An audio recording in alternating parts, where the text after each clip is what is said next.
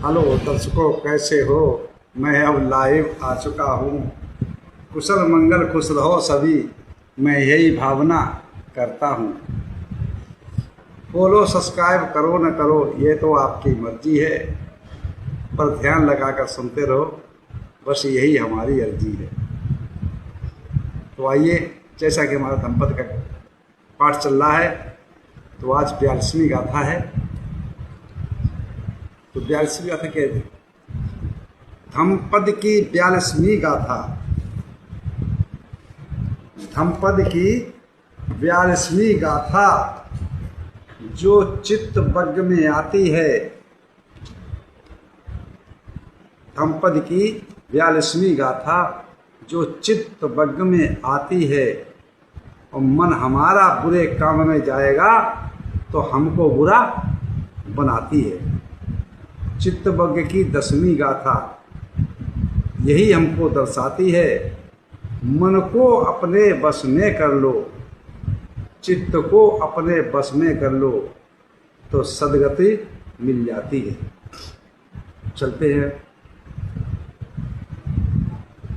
एवं मे सुतं एकं समयं भगवा सावत्यं विहरति जेतवने अनाथ पिंडिकस् आरामे। ऐसा मैंने सुना, एक समय तथागत सम्यक संबुद्ध श्रावस्ती के जेतवन आराम में विहर रहे थे, जो अनाथ पिंडिक द्वारा बनाया हुआ था। उसी समय की एक घटना है कि जो अनाथ पिंडक श्रेष्ठी था, उसका एक नंद नाम का गौपालक था। तो शहर से बाहर, गांव से भी बाहर बेड़ा बना देते हैं पशुओं को रखने के लिए, वैसे ही शहर से बाहर उसका गांव भी था और वहीं पे बेड़ा बना रखा था। तो वो पशुओं को चराने, गायों को चराने का काम करता था। लेकिन अनाथ पिंडक भगवान बुद्ध के प्रति अगाध श्रद्धा रखता था। हर हफ्ते उपोषित करता था, उपोषितशीलों का पालन करता था, और हर हफ्ते भिक्षु संघ को आमंत्रित करता था। तो इदा कदा तथागत सम्यक संबुद्ध उसके यहाँ भोजन निमंत्रण में आते जाते रहते थे। और जब भी अनाथ पिंडक भिक्षु संघ को, भगवान बुद्ध को के भिक्षु संघ के साथ आमंत्रित करता, जितने भी उसके नौकर, चाकर, कम्मकार होते थे, सहपाठी होते थे, सभी को छूट रहती थी कि काम करो या ना करो, कोई मतलब नहीं। आप तथागत सम्यक संबुद्ध की वाणी को सुनो, प्रवचन को सुनो, सुख का मार्ग ढूंढो, मंगलमय भावना की बात सुनो, कल्याण की बात सुनो, मुक्ति की बात सुनो, निर्वाण की बात सुनो, सबके लिए छूट कर रखी थी। तो वो गौपालक जो नंद था, वो भी इदा कदा जो है समय निकाल करके और अनाथ पिंडक के यहाँ भिक्षु संघ के भोजन दान में सम्मिलित होता था, भगवान बुद्ध की वाणी सुनता था, और वाणी वो प्रिय लगती थी। वो भी सोचता था कि मैं भी किसी दिन भगवान बुद्ध को अपने घर आमंत्रित करके भोजन दान करूं, इनको अच्छे गौ रस से, गौ दूध से अच्छी अच्छी पकवान बनाकर खिलाऊं भिक्षु को, तो मेरा मन को शांति मिले। ये बात जो है उसने तथागत सम्यक संबुद्ध से रिक्वेस्ट की, विनती की, आराधना की, हे शास्ता आप मेरे यहाँ का भोजन स्वीकार करें। तथागत सम्यक संबुद्ध बोलते हैं कि अभी मैं नहीं स्वीकार कर सकता, समय आएगा तो मैं अपने आप आ जाऊंगा। समय गुजरता गया। कुछ समय पश्चात एक दिन तथागत सम्यक संबुद्ध नित्य प्रति की भांति भिक्षाचारिका करने के लिए निकले भिक्षु संघ के साथ। तो सम्यक संबुद्ध ने रास्ता बदल दिया और नंद गौपालक के घर की तरफ चल दिए। जाकर के जैसे नंद गोपालक के घर के दरवाजे पर पहुंचे, तो नंद गोपालक ने देखा, ओहो, गदगद हो गया, प्रसन्न हो गया, मन खुशी हो गया। आज तो तथागत हमारे यहाँ पधारे हैं, हे कृष्ण हमारे यहाँ पधारा है, अहो भाग्य, बहुत पुण्य कर्म है मेरे। भगत करता है, सबकी वंदना करता है, प्यार से बैठाता है, खिलाता है अपने, और गांव की दूध से बनाई हुई वस्तुओं को, खीर, जैसे आज पनीर बनता है, पनीर सब्जी, लस्सी के आलू, मट्ठा के आलू, है ना, जितनी भी वस्तुएं थी सब जो है गौओं के दूध से बना करके, और तथागत सम्यक संबुद्धि के साथ भिक्षु संघ को भोजन कराया। 1 सप्ताह तक तथागत सम्यक संबुद्धि के साथ भिक्षु संघ की उसने सेवा की। तत्पश्चात भगवान बुद्ध रोज धर्मोपदेश करते थे, तो श्रोतापन हो गया, श्रोतापन फलगामी हो गया, जो 4 सोपान होते हैं। तो प्रथम सोपान का फल लाभी हो चुका। अब वो तथागत जिस समय 1 सप्ताह बाद विदाई लेते हैं, तो चलने लगते हैं, तो पात्र उसको पकड़ा देते हैं, तो पात्र वो लेके चलता है, और जाकर के गांव से बाहर थोड़ा 1-2 किलोमीटर दूर, है ना, जैसे आधा कोस निकल गए, तो तथागत उससे पात्र ले लेते हैं। कुछ भिक्षु संघ से था पीछे रह जाते हैं, कोई कम चल पाता, कोई तेज चल पाता है, तो ऐसे कुछ पीछे रह जाते, और कुछ भगवान बुद्ध के साथ चल रहे थे। होता क्या है कि तथागत सम्यक संबुद्ध आगे निकल जाते हैं, वो पीछे पात्र देकर के पीछे बैठ जाता है घर के लिए, तो उसके एक बाघ जो है उसका मर्डर कर देता, मार देता है। जिस समय उसकी मृत्यु हो जाती है, तो उधर भिक्षु संघ आता है, जब देखता है कि अभी तो भगवान बुद्ध का पात्र लेके जा रहा था और ये इसको मार दिया बाघ ने, तो तथागत सम्यक संबुद्ध के पास जाकर के जेतवनाराम में ये बात चलती है कि हे तथागत सम्यक संबुद्ध, अगर आप उसके यहाँ भोजन करने ना जाते तो शायद वो बच जाता।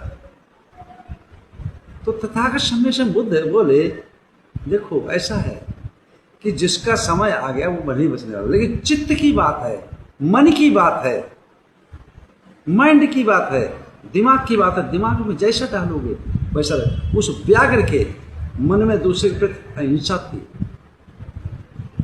तो इसलिए उसने ऐसा किया। तो तथागत ने उसी समय कहा कि चित्र को जिस तरफ ले जाओगे तो दुख की तरफ ले जाओगे, अकुशल कार्यों पर ले जाओगे तो तुम्हें दुख प्राप्त होगा, और कुशल कार्यों की तरफ लगाओगे तो सुख प्राप्त होगा।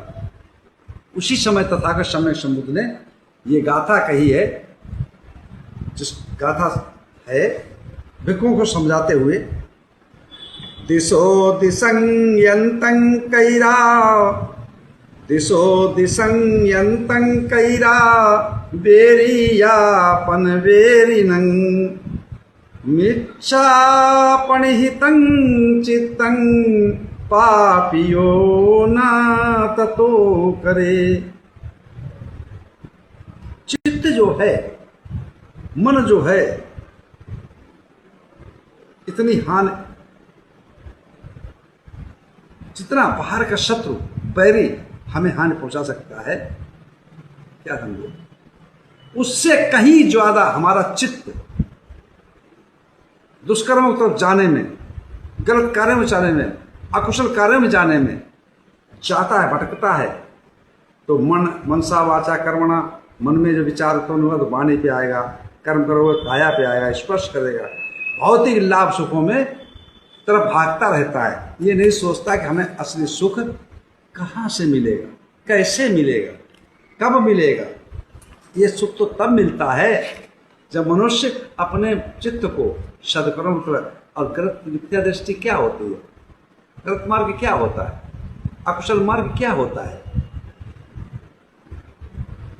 जब व्यक्ति स्वयं को न देखा करके और बाहर भटकता रहता है, अपने अंतर्मन की बात को नहीं देखता, अपने मन को चित्त को नहीं बदलता है, अंतर्मुखी की बजाय बहुत बाहिरमुखी हो जाता है।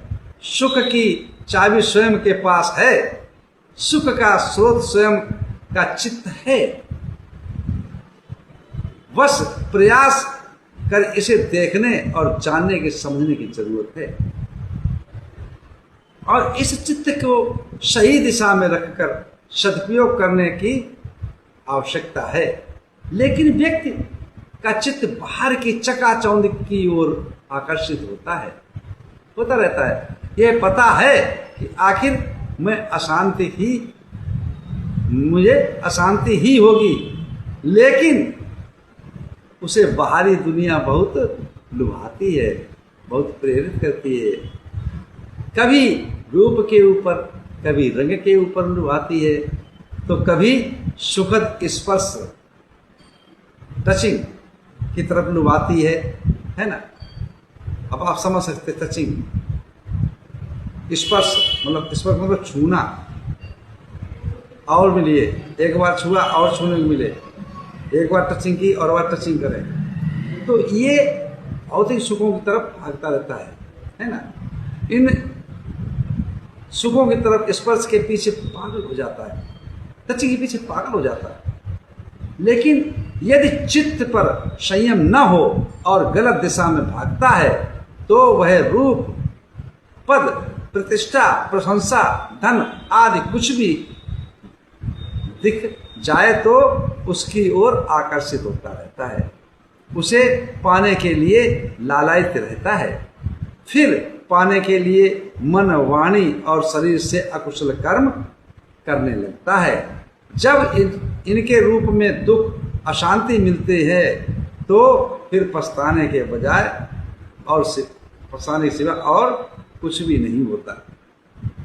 अतः बाहरी शत्रु हमारी जितनी हानि नहीं कर सकता, जो हमारा दुश्मन है, इतनी हानि, इतना कष्ट, इतने दुख नहीं पहुंचा सकता, जितना कि हमारा मन जो है अकुशल बीजों को उत्पन्न करता है, उनकी तरफ जाता है तो मन पे उत्पन्न होता, तो वाणी पे आता, वाणी के बाद शरीर पे आता है। तो जितना ये मन का, चित्त का जो दुष्विचार है, अकुशल की सोच है, दुष्कर्मों की सोच है, जितना दुख ये पहुंचाती है, इतना शत्रु हमें बाहरी शत्रु या बाहरी वैरी नहीं पहुंचा सकता है।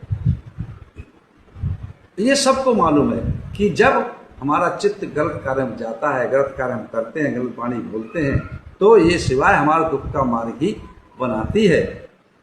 लेकिन जानते हुए भी और फिर भी इसको स्वीकार नहीं करते, क्यों? बाहरी चकाचौंध में लगे रहते हैं। तो बाहरी शत्रु इतनी हमें दुख नहीं दे सकता, जितना हमारा अपने मन के, अपने चित्त की सोच में दुख देती है। वो हानि कारक कार्यों में लगाती है, अश्कुल कार्यों में लगाती है, दुष्कर्मों में लगाती है। तो ये तथागत ने, समक्षम बुद्ध ने दंपति की 42वीं गाथा और चित्तवग्र की 10वीं गाथा में भगवान बुद्ध ने भिक्षु संघ को समझाया। तो इसी के साथ मैं अपनी वाणी विराम देता हूँ। आप सब लोगों को मंगल हो, कल्याण हो, सुखी जीवन हो, निरोगी काया हो, दुख दूर हो जाए, सुख से वास करो, हमेशा प्रसन्न रहो। आप सब लोगों को मंगल हो, मंगल हो, मंगल।